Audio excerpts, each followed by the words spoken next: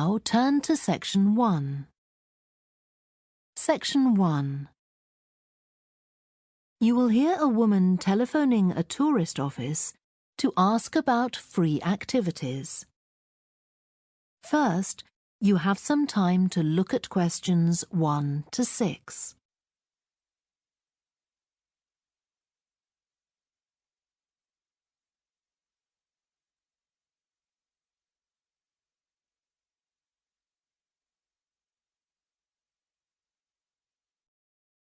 Now we shall begin.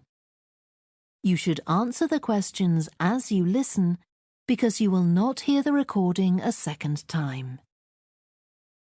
Listen carefully and answer questions 1 to 6. Good morning, this is Burnham Tourist Office, Martin speaking. Oh, hello.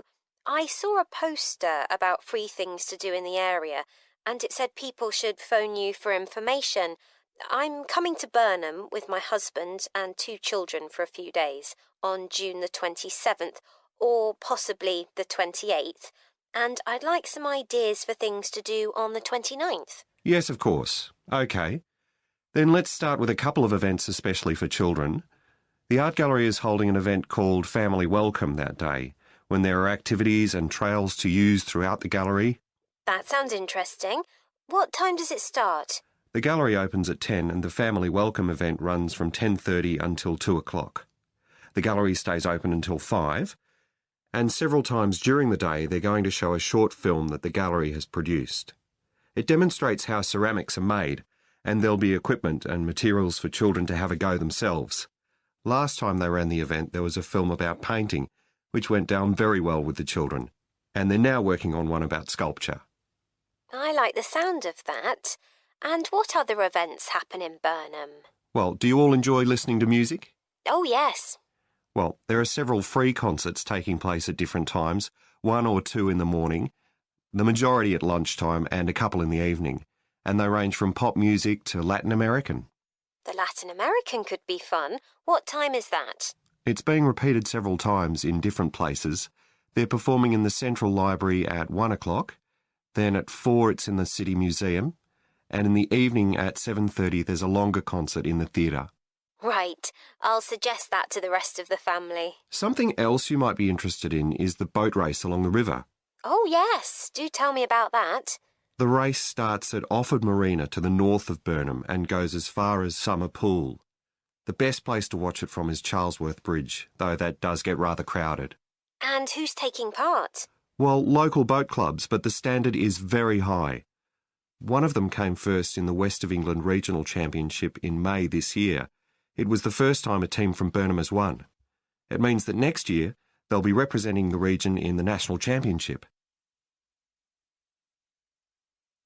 Before you hear the rest of the conversation, you have some time to look at questions 7 to 10.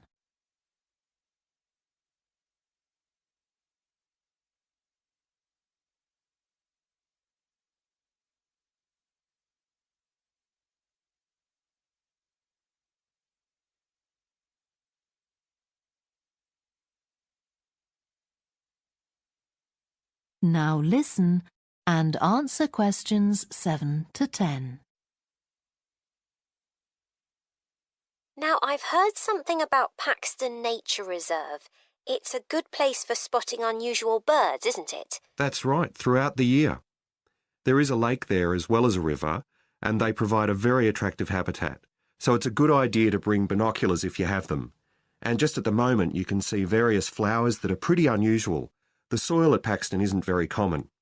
They're looking good right now. Right. My husband will be particularly interested in that.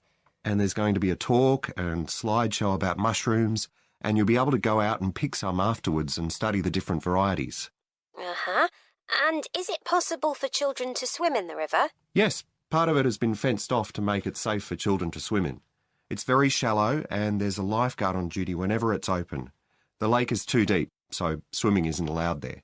OK, we must remember to bring their swimming things in case we go to Paxton.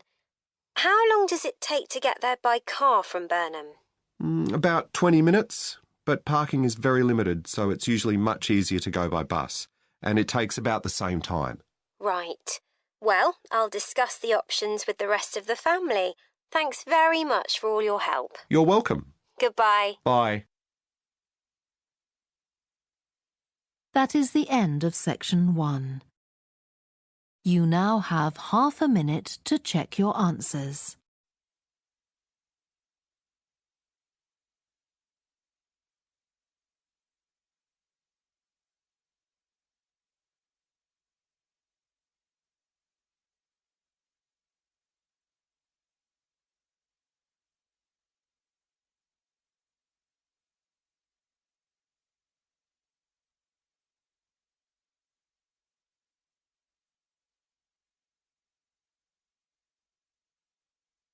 Now turn to section 2.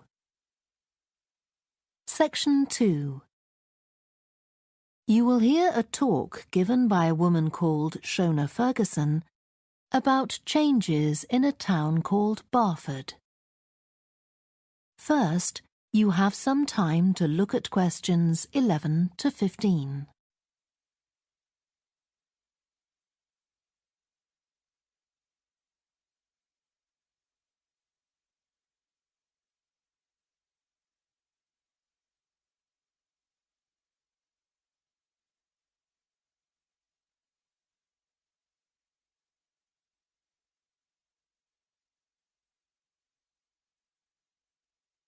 Now listen carefully and answer questions 11 to 15. First of all, let me thank you all for coming to this public meeting to discuss the future of our town. Our first speaker is Shona Ferguson from Barford Town Council. Shona. Thank you. First, I'll briefly give you some background information. Then I'll be asking you for your comments on developments in the town. Well, as you don't need me to tell you, Barford has changed a great deal in the last 50 years. These are some of the main changes. 50 years ago, buses linked virtually every part of the town and the neighbouring towns and villages. Most people used them frequently, but not now, because the bus companies concentrate on just the routes that attract most passengers. So parts of the town are no longer served by buses. Even replacing old, uncomfortable buses with smart new ones has had little impact on passenger numbers. It's sometimes said that bus fares are too high, but in relation to average incomes, fares are not much higher than they were 50 years ago. Changes in the road network are affecting the town. The centre was recently closed to traffic on a trial basis, making it much safer for pedestrians. The impact of this is being measured. The new cycle paths separating bikes from cars in most main roads are being used far more than was expected, reducing traffic and improving air quality. And although the council's attempts to have a bypass constructed have failed, we haven't given up hope of persuading the government to change its mind. Shopping in the town centre has changed over the years. Many of us can remember when the town was crowded with people going shopping. Numbers have been falling for several years, despite efforts to attract shoppers, for instance by opening new car parks. Some people combine shopping with visits to the town's restaurants and cafes. Most shops are small, independent stores, which is good, but many people prefer to use supermarkets and department stores in nearby large towns, as there are so few well-known chain stores here. Turning now to medical facilities. The town is served by family doctors in several medical practices, fewer than 50 years ago, but each catering for far more patients. Our hospital closed 15 years ago, which means journeys to other towns are unavoidable. On the other hand, there are more dentists than there used to be. Employment patterns have changed along with almost everything else. The number of schools and colleges has increased, making that the main employment sector. Services such as website design and accountancy have grown in importance, and surprisingly perhaps, manufacturing hasn't seen the decline that has affected it in other parts of the country. Before you hear the rest of the talk, you have some time to look at questions 16 to 20.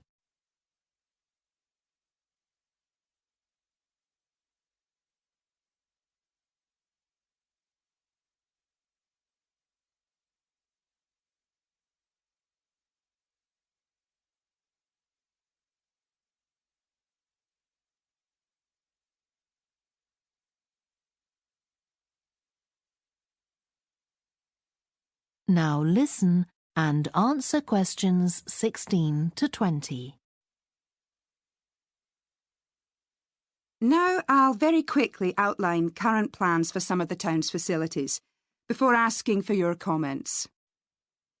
As you'll know if you regularly use the car park at the railway station, it's usually full.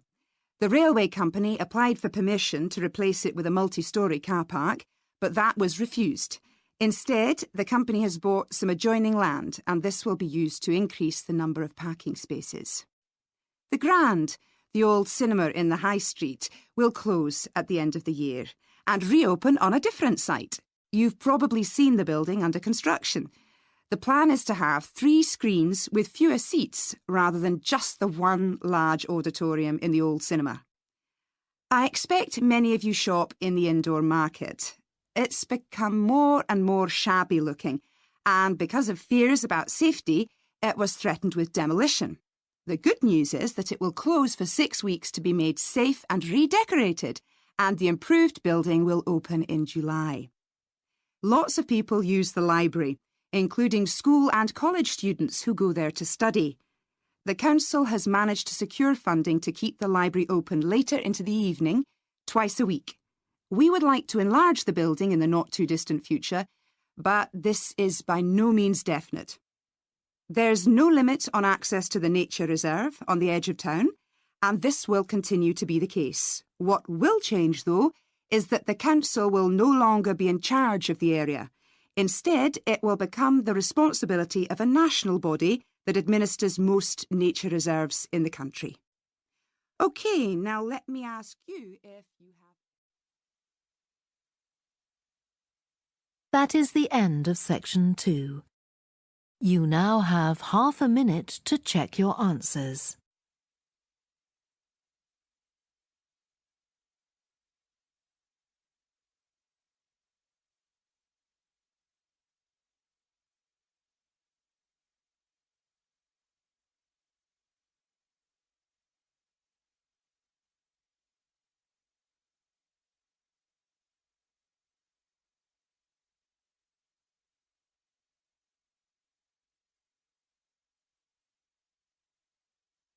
Now turn to section 3. Section 3.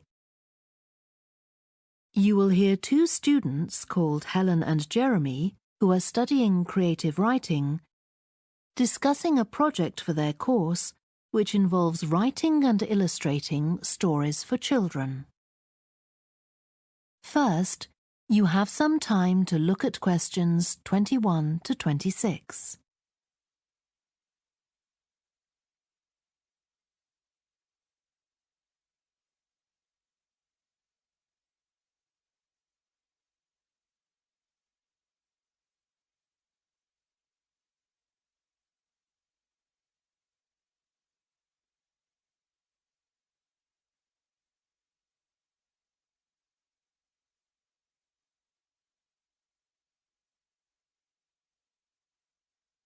Now listen carefully and answer questions 21 to 26.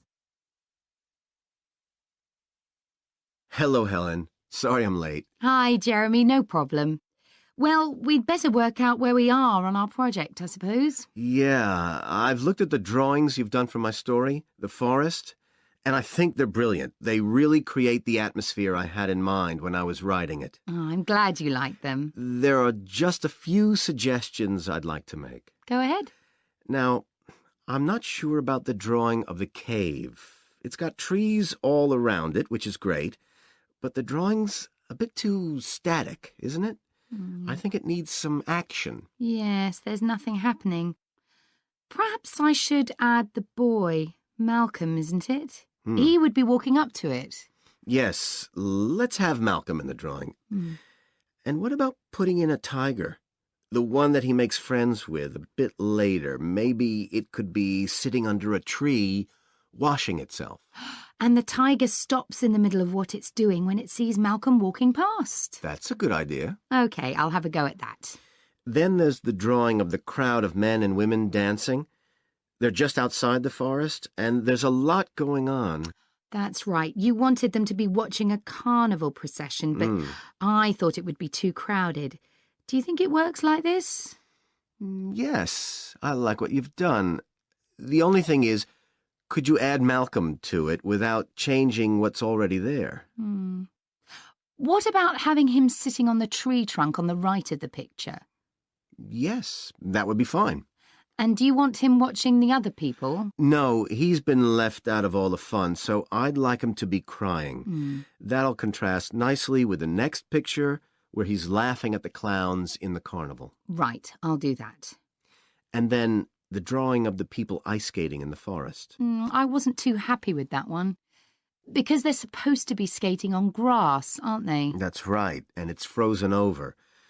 At the moment, it doesn't look quite right. I see what you mean. I'll have another go at that. And I like the wool hats they're wearing. Maybe you could give each of them a scarf as well? Yeah, that's easy enough. They can be streaming out behind the people to suggest they're skating really fast. Great. Well, that's all on the drawings. Right. So you've finished writing your story, and I just need to finish illustrating it, and my story and your drawings are done. Before you hear the rest of the discussion, you have some time to look at questions 27 to 30.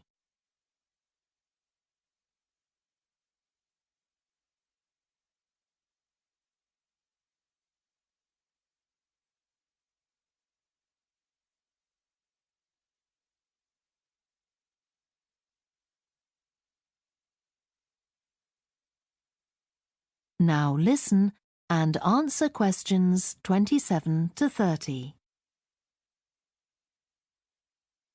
So the next thing is to decide what exactly we need to write about in the report that goes with the stories and how we're going to divide the work. Right, Helen. What do you think about including a section on how we planned the project as a whole, Jeremy? That's probably quite important. Yeah, well, you've had most of the good ideas so far. How do you feel about drafting something? Then we can go through it together and discuss it. OK, that seems reasonable. And I could include something on how we came up with the ideas for our two stories, couldn't I? Well, I've started writing something about that, so why don't you do the same and we can include the two things? Right. So what about our interpretation of the stories?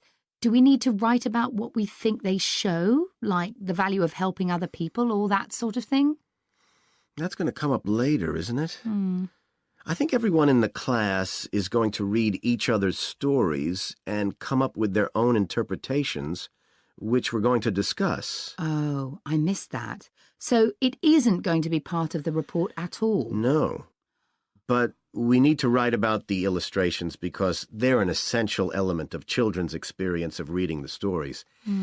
It's probably easiest for you to write that section, as you know more about drawing than I do. Maybe, but I find it quite hard to write about. I'd be happier if you did it. Okay. So when do you think we can get this ready? That is the end of section 3. You now have half a minute to check your answers.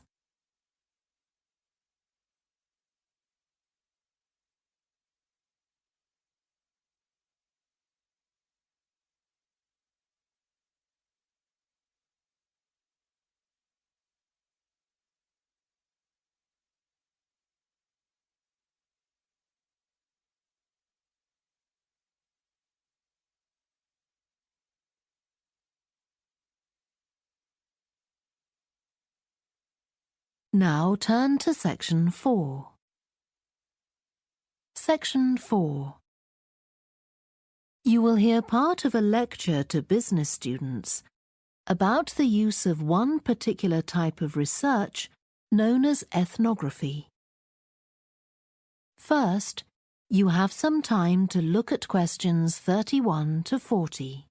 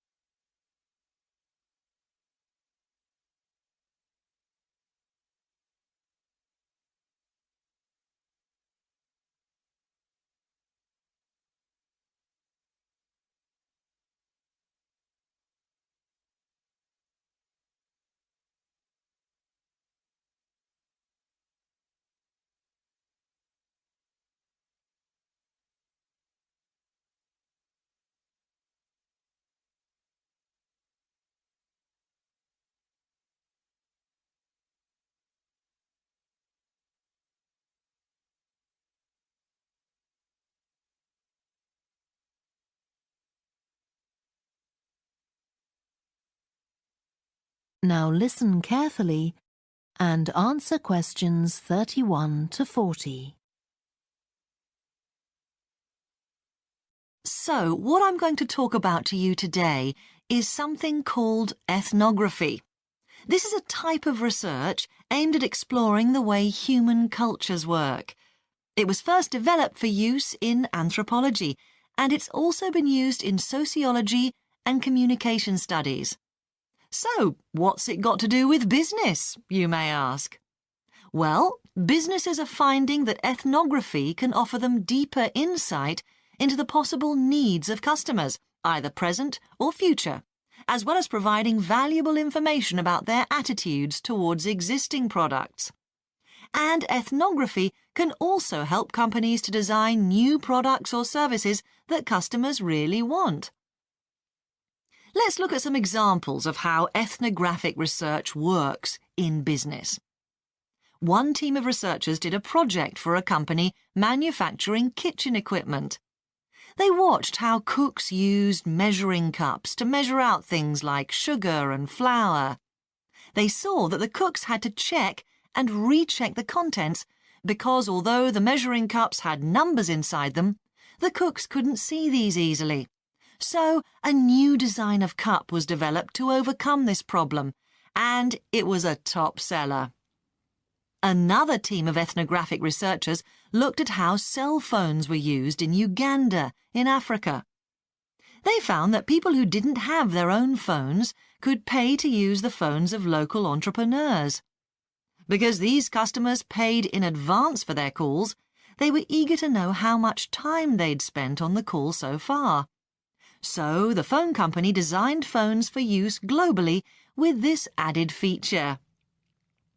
Ethnographic research has also been carried out in computer companies. In one company, IT systems administrators were observed for several weeks. It was found that a large amount of their work involved communicating with colleagues in order to solve problems, but that they didn't have a standard way of exchanging information from spreadsheets and so on. So, the team came up with an idea for software that would help them to do this. In another piece of research, a team observed and talked to nurses working in hospitals. This led to the recognition that the nurses needed to access the computer records of their patients no matter where they were. This led to the development of a portable computer tablet that allowed the nurses to check records in locations throughout the hospital. Occasionally, research can be done even in environments where the researchers can't be present. For example, in one project done for an airline, respondents used their smartphones to record information during airline trips, in a study aiming at tracking the emotions of passengers during a flight.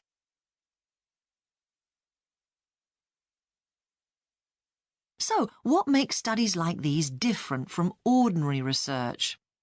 Let's look at some of the general principles behind ethnographic research in business. First of all, the researcher has to be completely open-minded. He or she hasn't thought up a hypothesis to be tested, as is the case in other types of research.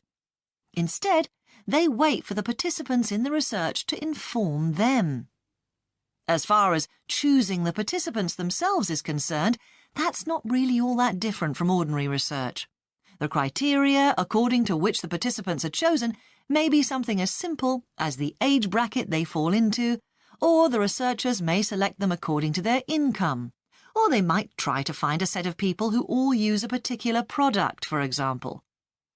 But it's absolutely crucial to recruit the right people as participants.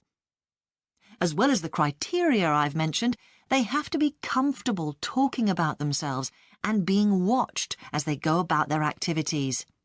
Actually, most researchers say that people open up pretty easily, maybe because they're often in their own home or workplace. So, what makes this type of research special is that it's not just a matter of sending a questionnaire to the participants. Instead, the research is usually based on first-hand observation of what they are doing at the time. But that doesn't mean that the researcher never talks to the participants. However, Unlike in traditional research, in this case, it's the participant rather than the researchers who decides what direction the interview will follow. This means that there's less likelihood of the researcher imposing his or her own ideas on the participant. But after they've said goodbye to their participants and got back to their office, the researcher's work isn't finished. Most researchers estimate that 70 to 80% of their time is spent not on the collecting of data, but on its analysis, looking at photos, listening to recordings and transcribing them, and so on. The researchers may end up with hundreds of pages of notes. And to determine what's significant, they don't focus on the sensational things or the unusual things. Instead, they try to identify a pattern of some sort in all this data and to discern the meaning behind it. This can result in some compelling insights that can, in turn, feed back to the whole design process. That is the end of section 4.